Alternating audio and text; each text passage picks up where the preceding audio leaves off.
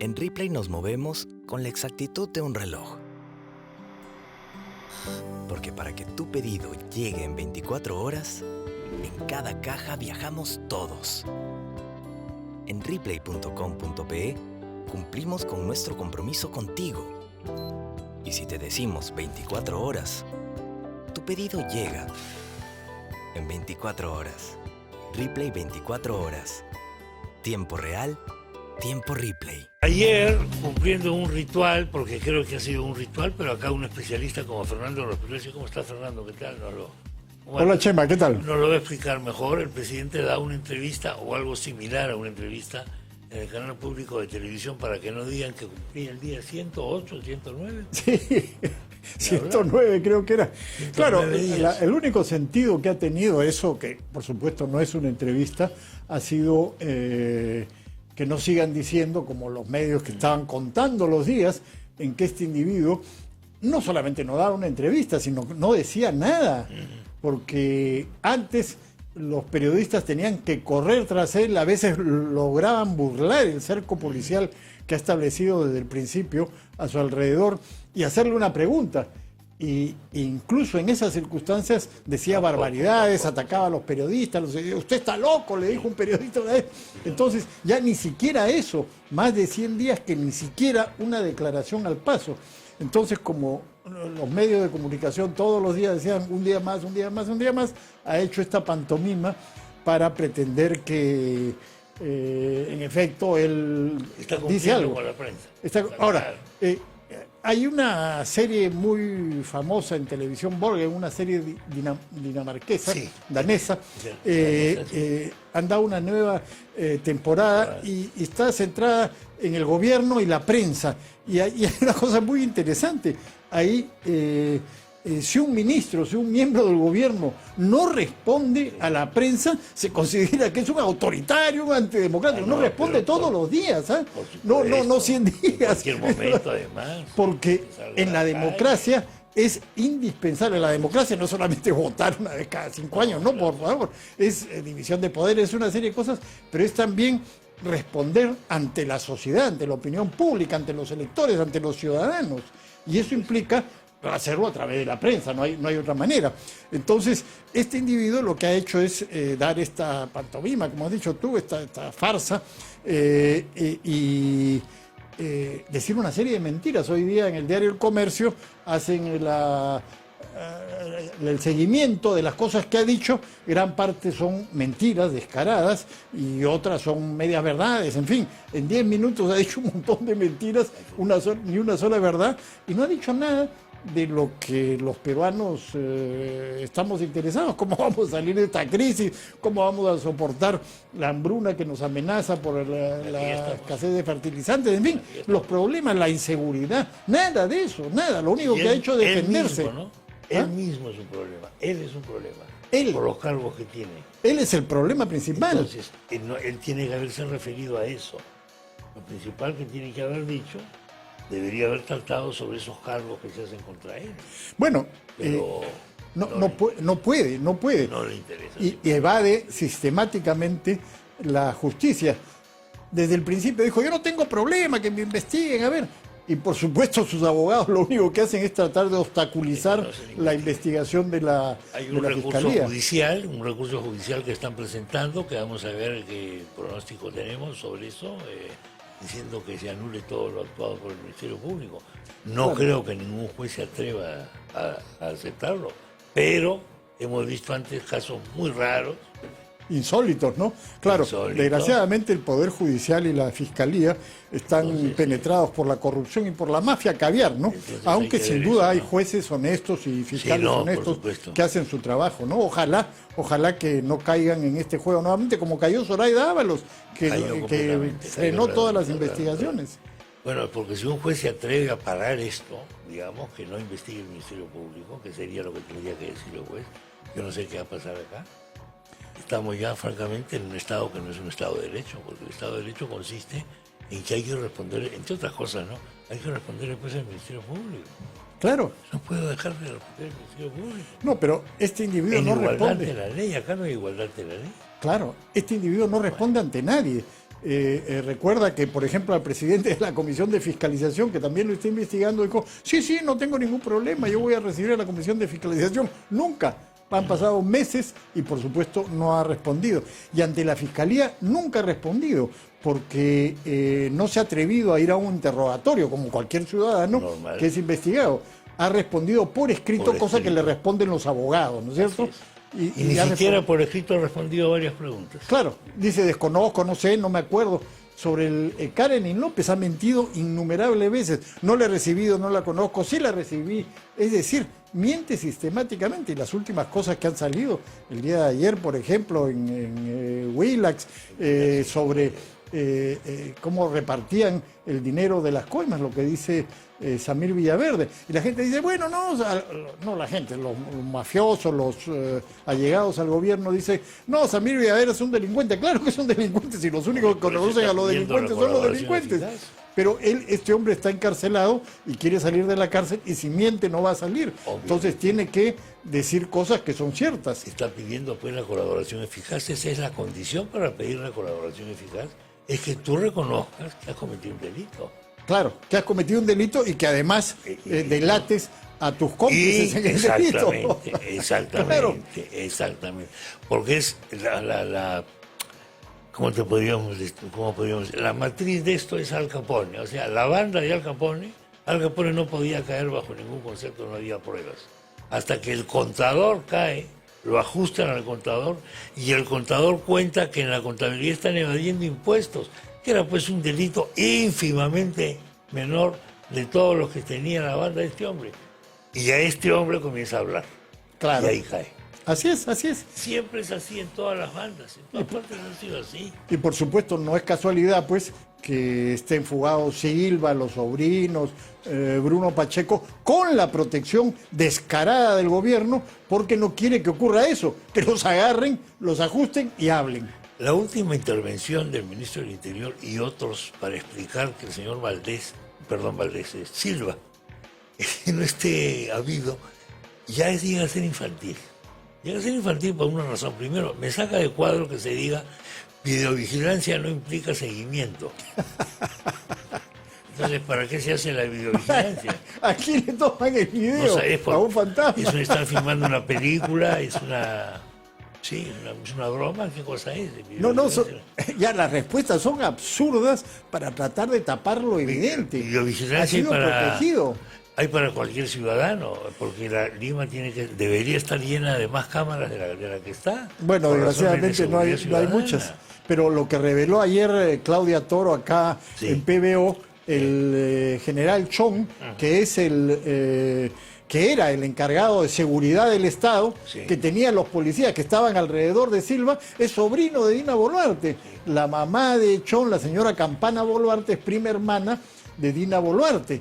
Y al general Chong, el día 11, hace un par de días, lo han ascendido, lo han puesto al frente de ya no una unidad como seguridad del Estado, sino de 6 grandes unidades policiales, incluyendo seguridad del Estado. Lo han premiado por dejar escapar a Silva. Es realmente increíble lo que ocurre a vista y paciencia de todo el mundo. Bueno, tenemos el caso de Silva. Bueno, lo de Pacheco no te digo nada. Vamos a especula un poquito, por favor. ¿Están negociando con Pacheco? Sin duda, están negociando con Pacheco. Ahora, Pacheco también está en una situación complicadísima, porque evidentemente ha cometido una serie de delitos, ya hay muchos indicios que conducen a eso. Entonces Pacheco lo que dice, a ver, ¿cómo me van a salvar ustedes? Claro. Y la única manera de que lo salven es con la influencia que puede tener el gobierno y el poder que puede tener el gobierno sobre los organismos judiciales. En un momento dio la sensación de que Pacheco, su abogado por lo menos, dijo, va a colaborar con la justicia. Dijo eso. Era una amenaza para el gobierno, ¿no? Diciéndole, si ustedes no me protegen, no me ocultan, y eventualmente no me liberan de las sanciones judiciales, entonces yo voy a hablar. He dicho, cuento lo que sé, que ingenuo. No, cuento lo que sé, no. Cuento lo que hemos hecho juntos, hermanito. Eso es lo que tenía que decir, lo que dice el señor Pacheco, es eso. Claro, y es una banda de delincuentes, ¿no? Es este relato de Karenin López sobre cómo discutían a gritos Pacheco y Castillo por los delitos que ambos habían cometido. No, tú tienes la culpa, no, tú eres el responsable. Y se echaban la culpa por los delitos que estaban cometiendo en conjunto, como una banda de delincuentes. Entonces, yo creo que ese relato, que por supuesto no puede haberlo inventado, no se le ocurre, no es una novelita como Vargas Llosa para ocurrirse en eso, ¿no? Eso parece, ¿sabes qué? Guiones de telenovelas, etcétera, ¿no? Pero son de verdad. Claro, no, la realidad supera largamente a la pues, a ficción. la imaginación. No, nadie, ni García Márquez ni Vargas Llosa se les podía haber pueden ocurrido una escribir cosa eso así. porque dirían, no, pero todo está demasiado armado, no es verosímil. Claro que no es verosímil, porque es verdad. Claro, así es. No, pero las evidencias son clarísimas y nunca en 200 años de historia republicana hemos tenido algo así, ¿no?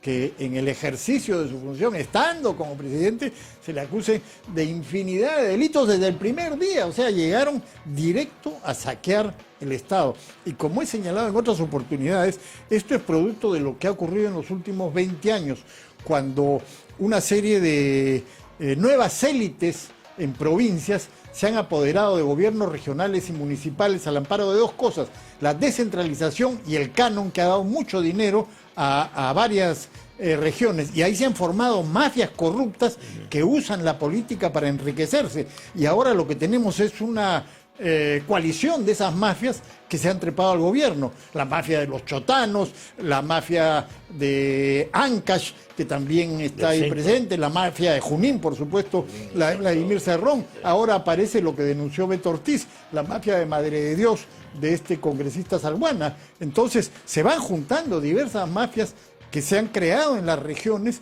asaltan el poder, el gobierno central, y empiezan a saquearlo también. Eso es muy peligroso. Esta es una nueva clase.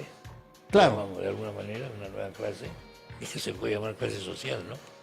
Me temo que estoy hablando en términos un poco anacrónicos, sí, medio marxistoides o algo parecido, pero, en fin, tratemos de entendernos, porque lo que vemos es eso, de que desarrolla temas de nueva clase, o sea, el reconocimiento social que requieren a través de los cargos, los tatachines, las cosas de las bandas, en fin, toda esta cosa.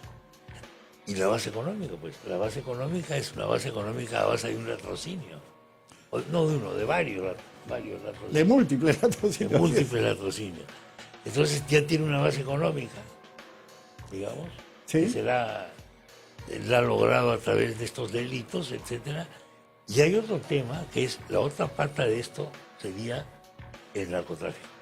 Ah, bueno. ¿Cómo ves tú eso? Bueno, no. ¿Tú conoces ese tema? Sí, claro. Desde el principio, desde la campaña electoral, esas famosas imágenes que hay donde están Bermejo, Castillo y varios representantes de la coca ilegal del Braen, con una bandera mexicana detrás. ¿Qué hacía la bandera mexicana? Estaban en el lugar donde funcionaba un cártel de la droga de México, que son los que controlan gran parte del tráfico de drogas en el Perú. Y eso desde el comienzo. ¿Y cuál es la política que ha seguido el gobierno? Dar carta libre al narcotráfico. Ya no se radica más en la coca ilegal, incluso presentan proyectos de leyes para legalizar el narcotráfico, cuando, como muestran las cifras del gobierno de los Estados Unidos, porque aquí en el Perú, desde el año 2017, ya no se publican cifras confiables, son cifras falsificadas.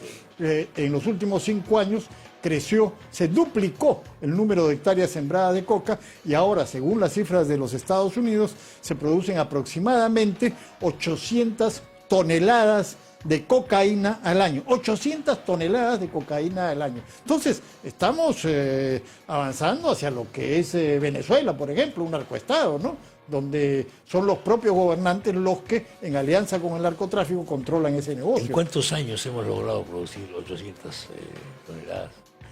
Bueno, eso según la cifra del gobierno norteamericano. De cocaína estás hablando. Ya no de PVC. Como digo, se ha duplicado en 5 años. En 5 años, en 5 años. O sea, las cifras son del 2021, desde el 2017 al 2021 se ha duplicado el número de hectáreas y por supuesto se ha duplicado el número de toneladas de cocaína que se producen, es una cifra inmensa.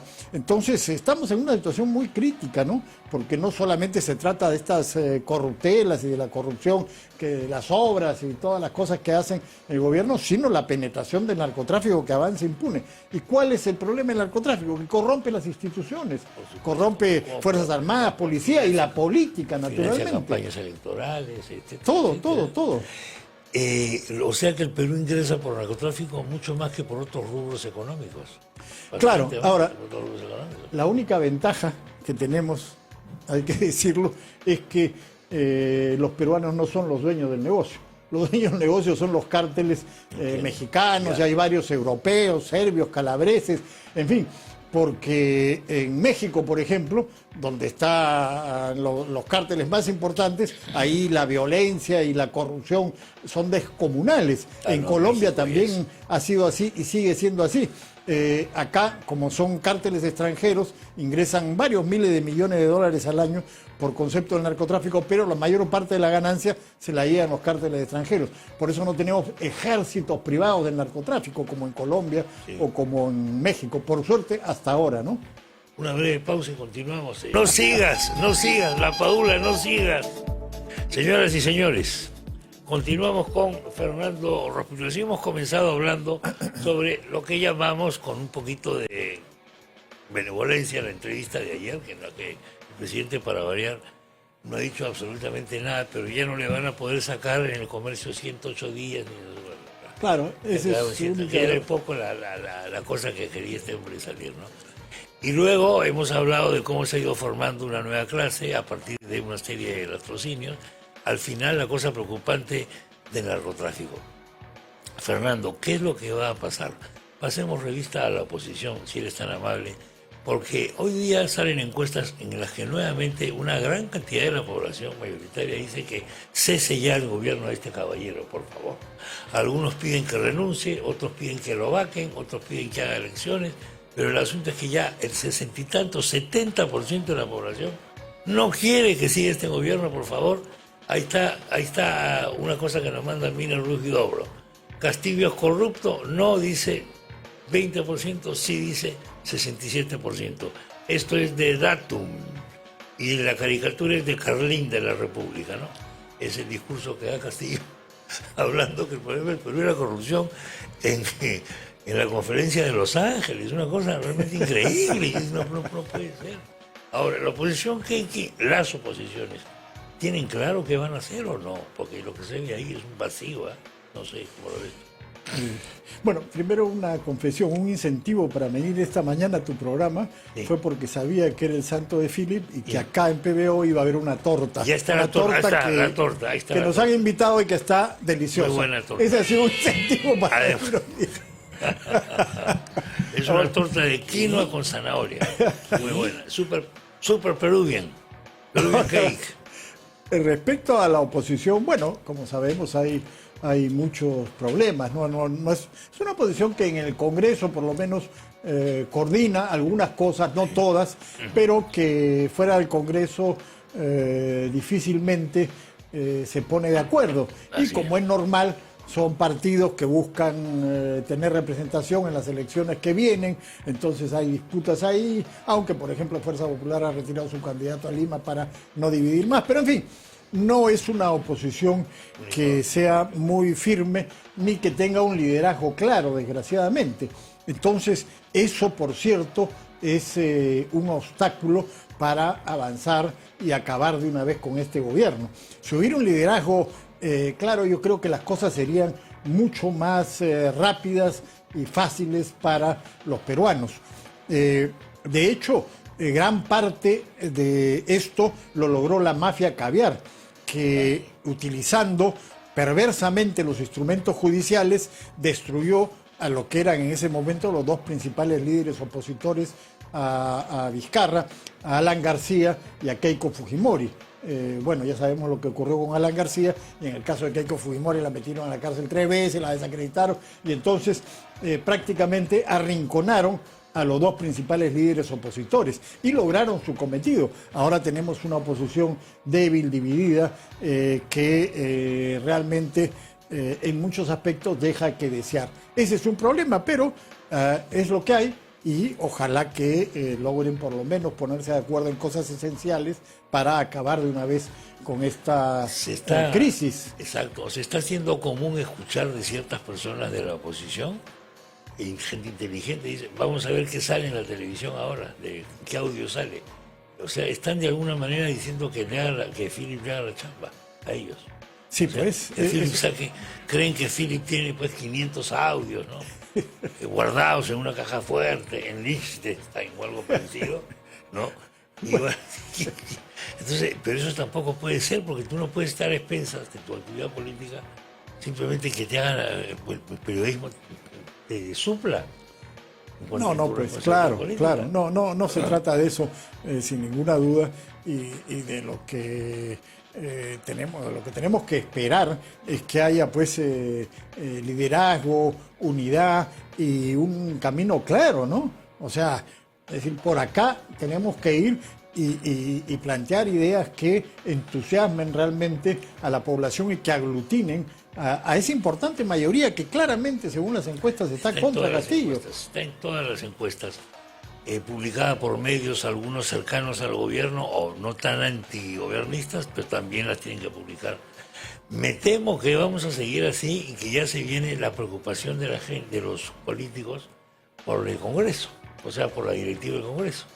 Claro, y ahí con eso entramos a otra lógica. Así es, ahí están dando vueltas, o sea, desgraciadamente muchas veces se encierran en una burbuja de los problemas políticos de los políticos, pero los problemas de la mayoría de la población quedan de lado en esto, y eso es parte del alejamiento de los políticos de la sociedad, ¿no? Entonces, eso es un problema y creo que deberían tenerlos en cuenta. Muchas veces ese mundillo los va absorbiendo y no se dan cuenta de la realidad.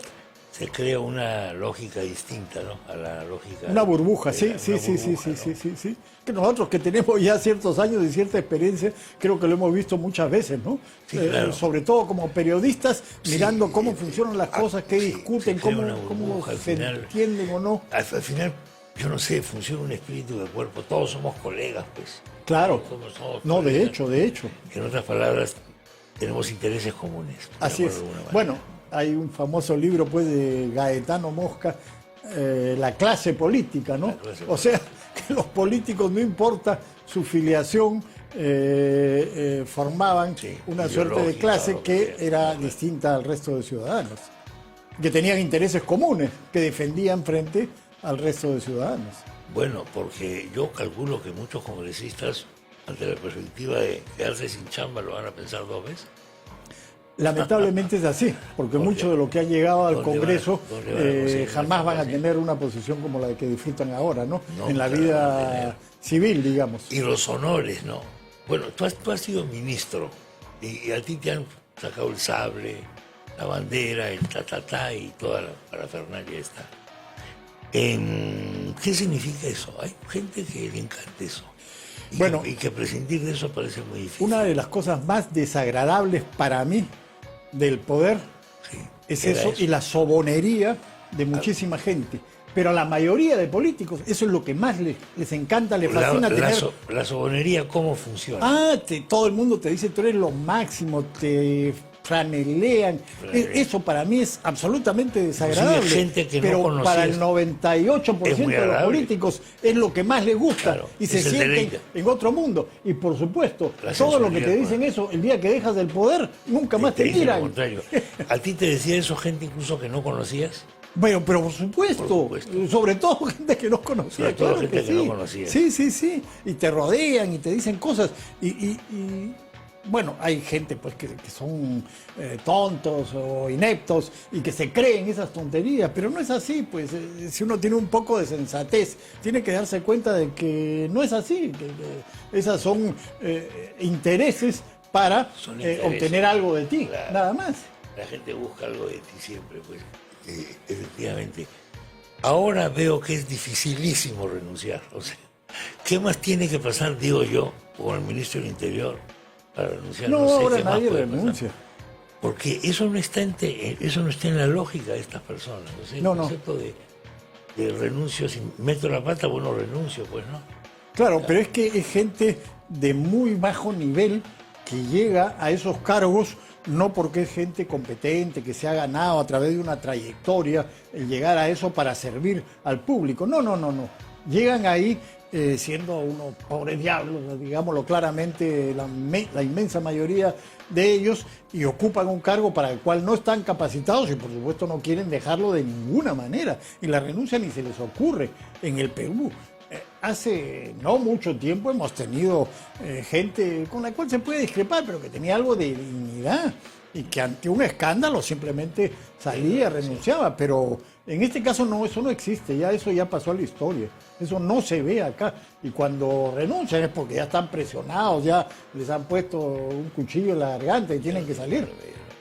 El otro tema que tiene que ver acá es la policía como institución, o sea, la Policía Nacional, tema que por supuesto esto tú conoces. Con la Policía Nacional hemos tenido siempre una actitud, me parece, bastante negativa como sociedad. Es decir, al comenzar los políticos le echan la culpa de sus propias faltas, porque ellos reciben órdenes. En segundo lugar, la policía no tiene derecho a hablar, no pueden abrir la boca. Entonces puedes decir cualquier cosa y ellos tienen que estar así. ¿Qué está pasando ahora con el cuerpo policial, Fernando? Bueno, hay una tremenda desmoralización, desorganización, desarticulación, claro. Mira lo que te decía hace unos minutos. Hace 2 días han vuelto a hacer una razzia cambiando numerosos cargos dentro de la policía. En junio, eso no se hace. Eso se hace a fines del año o principios del año siguiente, cuando han ocurrido los ascensos. Eso no se hace en cualquier momento. Pero desgraciadamente ya desde el gobierno de PPK y después en el de Vizcarra y después en el de Sagasti y por supuesto ahora nos estamos acostumbrando a que se pasa retiro a generales en cualquier momento, se cambia constantemente de ministro, se cambia de director de la policía y se cambian los altos cargos y se manosea todo. Y tenemos procesos de ascenso corruptos, como fue denunciado por el general Bueno el año pasado. Pagados, claro. ¿Y quién estaba implicado en eso? Pedro Castillo y Bruno Pacheco, los dos, ¿no? Y según declaraciones últimas que han aparecido, esos $20.000 que le encuentran a Pacheco era parte de las coimas dentro de la policía. Entonces, imagínate la desmoralización. Además, lo que ven los de abajo, ¿no? Si los de arriba pagan para tener un cargo, ¿por qué yo no puedo hacer lo mismo? Esos pagos son para puestos apetitosos, digamos, donde puedo corromper. Que yo pago $20.000 por un ascenso, ¿qué hago cuando tengo el cargo? Tengo que tener lo recupero, ¿no? Un capital semilla, digamos, como se decía antiguamente, un capital semilla. ¿Cuáles son los puestos apetitosos para esta gente? Bueno, cualquier puesto puede ser apetitoso. Cualquier puesto puede ser. Sí. Claro, hay unos más que otros donde hay compras, por ejemplo, que se pueden hacer, hay corrupción, pero también la policía es una institución encargada de imponer la ley y el orden y entonces puede dejar libre a alguien o capturarlo, puede hacer muchas cosas, ¿no? Entonces ahí puede correr mucho dinero. Desgraciadamente es así. Narcos, por ejemplo. Bueno, obviamente. Hay mucho billete. Obviamente, pero todas estas cosas que estamos viendo, hay muchísimo delito, la minería ilegal, la tal ilegal, la trata de personas. Hablando de esto que tiene que ver con el orden público, yo he notado una indiferencia de parte del ministro del Interior y de parte del propio presidente Castillo sobre estos 14 muertos. No he visto un acto, vamos a llamarlo así, de simpatía, de solidaridad, de un mínimo de compasión, no sé. ¿Qué ha dicho Castillo sobre eso? Cero, exactamente, cero. Entonces, ¿qué pasa? ¿Esos muertos quiénes son? ¿De menor categoría? Ya, uno. Y dos, antes se hablaba, ¿te acuerdas?, de las zonas grises del Estado peruano, ahora ya ni gris. No, claro. Es una zona negra que el Estado no controla. ¿Hasta dónde podemos llegar con esto? Bueno, lo más elemental es que el Estado tenga control sobre el territorio nacional. Es lo más elemental de un Estado. Y cada vez el Estado controla menos el territorio nacional. El Brain, por ejemplo, bueno, ya ni hablar, ya, pero eso hace años. Pero ahora vemos nuevas zonas, como esta de mineros ilegales en Arequipa, que están completamente fuera de control. Y ahí no hay ley, no hay orden, no hay Estado, no hay absolutamente nada. Se disputan a tiros el oro ilegal que extraen. A tiros con armas largas. Sí, claro. El otro día hablaba con el general que ha sido jefe de la policía también, Hernani creo que era. Me dijo, oye, compara esto con no, alguien, no era él, pero hablaba, la quimera del oro en Estados Unidos, de Gold Rush, cuando todo el mundo se va a California, porque encuentran oro, se produce la anarquía total, gente armada, claro, enfrentamientos armados. Claro, se peleaban a tiros del oro. Se peleaban a tiros, las explotaciones mineras, no había Estado para hacer concesiones ni nada, sino que estamos un poco en eso. Claro, pero ahí fue de menos a más, o sea, el Estado fue tomando el control. Tomando, pues. Pero aquí estamos al revés. Acá estamos al revés. El Estado va perdiendo el control. Es increíble, porque allá al principio fue así, pero después el Estado empezó a poner orden y claro, al final ya el Estado controlaba la zona y las cosas porque estaban antes hablábamos de la Rinconada como una especie de isla, ilegalidad, etc. Claro, esa es una tierra liberada también, ahí no está nadie. Pero ahora hay varias rinconadas. Por todo el país, Varias. No, pero además, en Las Bambas, por ejemplo, se metieron a robarse el mineral durante esta huelga, en una mina establecida que ha costado 10.000 millones de dólares, que tiene todos los permisos y licencias, y en los Chancas, en Apurímac también, se metieron y destruyeron todo. ¿Quiénes? Los mineros ilegales. O sea, estamos ante un avance de la ilegalidad. Claro, si están en el gobierno, bueno, ¿qué podemos esperar de lo que ocurre en otros lugares? El otro día estaba pensando en esto que tú dices, de que los ilegales entran o sea, los formales son expulsados de alguna manera. Pienso en caso Tambo Grande en Piura. Caso Tambo Grande en una explotación minera que fuese, finalmente la sacaron. Pero ya habían contado pues el mineral, entonces Tambo Grande, que quería defender su población y que no le perforen el piso de las casas, etcétera, hoy día está tomada por mineros informales. Claro. Y nos hicieron el cuento de los limones, ¿no? Y no íbamos a tener limón para el ceviche. La campaña del ceviche, qué cosa tan bien hecha, Dios mío. Pero era y al final, los ilegales contra los legales. Y entonces, todos estos ecologistas, pseudoecologistas, lo que hacen es favorecer la destrucción del ambiente. Porque, por supuesto, una empresa legal tiene que atenerse a las normas, los ilegales no tienen a ninguna norma. A la ley y va a ser sancionada. Claro, destruyen todo. Y si es una empresa extranjera, sus dueños fuera del país le van a tomar cuentas al gerente porque no haber respetado no sé qué. Claro. Entonces, acá tenemos que los ilegales destruyen el ambiente con la complicidad, la colaboración y el apoyo de estos pseudoecologistas, como Mirta Vázquez, por ejemplo, que llegó a la presidencia del Consejo de Ministros, increíble, para favorecer a los ilegales y destruir a la minería legal. Y eso es lo que está pasando y va a ser, parece, difícil de controlar porque esto no tiene cómo ser controlado. O no se intenta controlar. Bueno, tampoco. Necesitamos un cambio radical en el Perú. Oye, y la población de estas zonas donde ha habido esta guerra civil, esta batalla, porque es con armas largas y todo, está desguarnecida.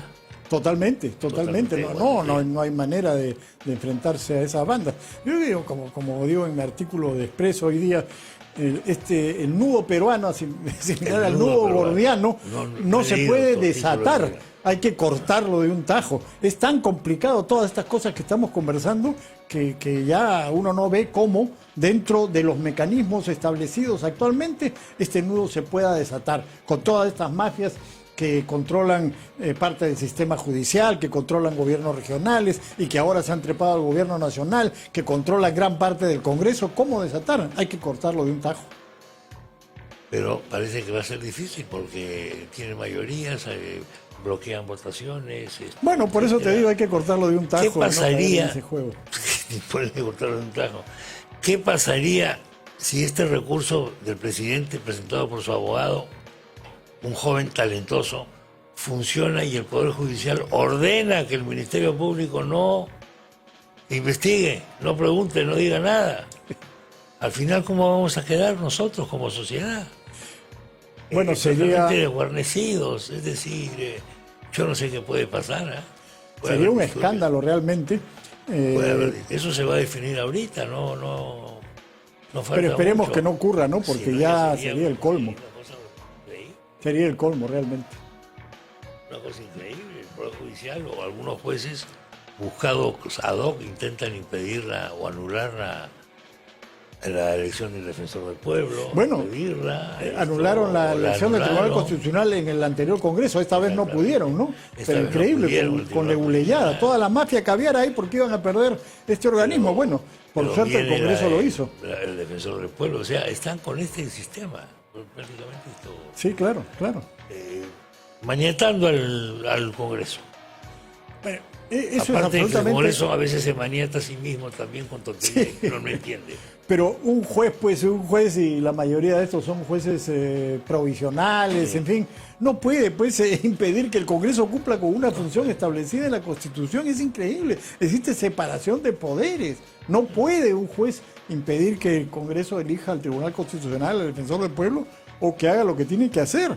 Entonces, esto es totalmente ilegal, pero como producto de este desastre que estamos viviendo, sobre todo desde el gobierno de Vizcarra, estamos en esta situación. El día que se reunió con dirigentes de las ollas comunes, el presidente Castillo o algunas dirigentes, porque acá han venido algunas dirigentes diciendo que les están creando paralelos, le están haciendo organismos paralelos para dejarlas sin piso a ellas. Son expertos en eso. Claro, les están haciendo, al SUTE le han hecho su paralela, nada Claro. menos que al SUTE, que es este sindicato magisterial reconocido Express. Bueno, dijo el presidente, me someteré a la justicia verdadera, puso. A Caracas. Y ahí entonces dice, ¿qué es verdadera? La que me da la razón es la verdadera, pues. La justicia chotana. Claro, no. Sí, pues. Pero lo dijo pues una vez que iba a invitar a los chotanos a Palacio que se establezcan ahí y que ellos me vigilen, ¿no? O sea, ¿quiénes lo van a vigilar? Silva, Fray, ellos van a ser los vigilantes de Castillo, sus Y cómplices. la videovigilancia del ministro del Interior. Eso es lo que pasa. Videovigilancia del Ministerio del Interior, pero que no es persecución. Sí. O sea, la videovigilancia sirve para que un tipo está matando a otro. ¿Y por qué no impidieron el asesinato? Porque no tenía la orden de que impedir el asesinato. Eso se ha dicho Sí. en el Congreso de este país. Esto se ha dicho, lo cual me parece... Nunca pensé escuchar una cosa así por parte del ministro, ¿no? Bueno, pero en fin. Entonces, no sé, nos quedamos con esta incertidumbre. Y tenemos que ponerle santos, no sé, a San Filipo, a San Judas o a alguien para que suelte videos, porque la única suelte videovigilancia, audiovigilancia. Audiovigilancia, la audiovigilancia de Samir Villaverde. La audiovigilancia, pues. Porque si no, aquí no se hace nada, los políticos están esperando. Desgraciadamente no, como digo, cortar el nudo de un tajo y acabar con esto de una vez. Sí, pues. Vamos a ver cómo viene la mano. ¿El triunfo peruano puede cambiar las cosas o empeorar las cosas? No, muchas veces la gente dice que un partido de fútbol tiene gran incidencia. No, realmente no. No creo. La No, gente o sea, distingue, la gente crea distingue. un estado de euforia o de En el que depresión estamos todos, según sea efectivamente. el resultado. Justificadamente, Pero ¿no? de ahí inmediatamente volvemos a nuestra realidad, a la falta de empleo, la inseguridad, a todos los problemas, a la corrupción. Entonces, eso no cambia, ¿no? En todo caso es un alivio, yo creo que necesitamos buenas noticias. No, necesitamos buenas noticias y ojalá que las tengamos. Sí, yo dentro de creo, poco. estoy seguro de eso completamente. Espero no, creo que nadie, todo apunta a un triunfo peruano, ¿no? Creo que va a ser así, pues. ¿Eres hincha? ¿Eres hincha? Por supuesto. ¿Eres futbolero tú, Fernando? No, No tan futbolero. hace tiempo, cuando Ya el no fútbol eres tan peruano empezó a retroceder, Ya te quitaste dejé un de poquito asistir eso. al estadio, pero claro que sigo siendo hincha. En mi familia siempre hay tolerancia a todo, a ideas políticas, religiosas, ideologías, pero hay una sola cosa donde no hay tolerancia en el fútbol. Es que el fútbol Si no eres de la U, no entras. No es de la UNED, claro. Muy democrático. Tolerancia cero, está buena la frase. Ha puesto una cámara de videovigilancia para ver qué aliancista quiere zamparse al almuerzo. Ese está expulsado. Ese no entra de ninguna manera. Ese es el problema. O sea que yo creo que lo vamos a pasar bien ahora, ¿no? Bueno, Fernando, te agradezco la visita, pues. Muchas gracias, Chema. Y ya comentaremos. Sí. En Ripley nos movemos con la exactitud de un reloj. Porque para que tu pedido llegue en 24 horas, En cada caja viajamos todos. En Replay.com.pe cumplimos con nuestro compromiso contigo. Y si te decimos 24 horas, tu pedido llega en 24 horas.